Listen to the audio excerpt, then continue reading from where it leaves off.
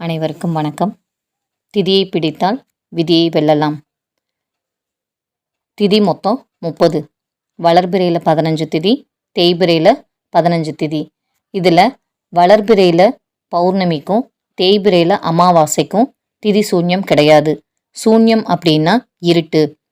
திதி சூன்யம் அப்படின்னா எந்த வீடு திதி சூன்யம் ஆகுதோ அந்த வீட்டுக்குரிய பலன்கள் கிடைக்கிறதுல தாமதமோ தடையோ வர வாய்ப்பு இருக்கு. முதல் திதி பிரதமை திதி. இந்த பிரதமை திதிக்கு 7ஆம் வீடும் 10ஆம் வீடும் திதி சூன்யமா அமையுது.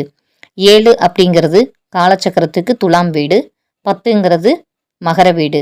7 அப்படின்னா களத்திரம், திருமணம், கூட்டாளிகள் இதையெல்லாம் சொல்லும். இப்போ இந்த இடம் திதி சூன்யமானனால இந்த விஷயங்கள் அமையறதுல தடை தாமதம் வரலாம். இல்லை சீக்கிரமாக கிடைச்சிருச்சு அப்படின்னா அதனால பிரச்சனைகள் வரலாம். இல்லை பிரச்சனையும் இல்லை அப்படிங்கிற பட்சத்தில் இதெல்லாம் சரியாக அமைஞ்சாலும் ஒரு திருப்தி இல்லாத நிலை தரலாம். அடுத்தது 10ஆம் வீடு. 10ஆம் வீடு அப்படிங்கிறது தொழில் ஸ்தானம்.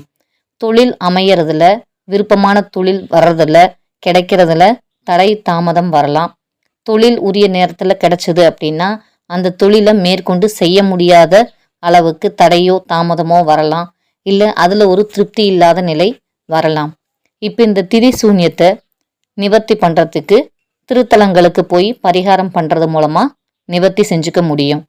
எந்த ஒரு திருத்தலத்துக்கு பரிகாரம் வேண்டி போனாலும் அங்கே குறைஞ்சது 3 மணி நேரம் இருக்கணும். இந்த திதி சூன்யத்துக்கு வளர்பிறையில் பிறந்தவங்க தேய்பிறை பிரதமை அன்னைக்கு திருப்பட்டீஸ்வரத்தில் உள்ள துர்க்கை அம்மனுக்கு அவங்க வயசுக்கு தகுந்தது போல தீபம் போட்டு அன்னதானம் குடிநீரோட கொடுக்கலாம். கொடுத்து அவங்களுடைய வேண்டுதலை வைக்கிறது மூலமாக இந்த திதி சூன்யத்தை நிவர்த்தி பண்ணிக்க முடியும்.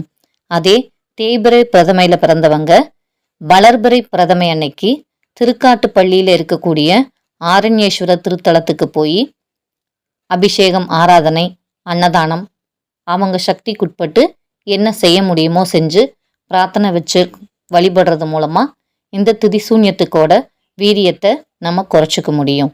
அடுத்த திதிக்கான பலன் அடுத்த பதிவில். நன்றி.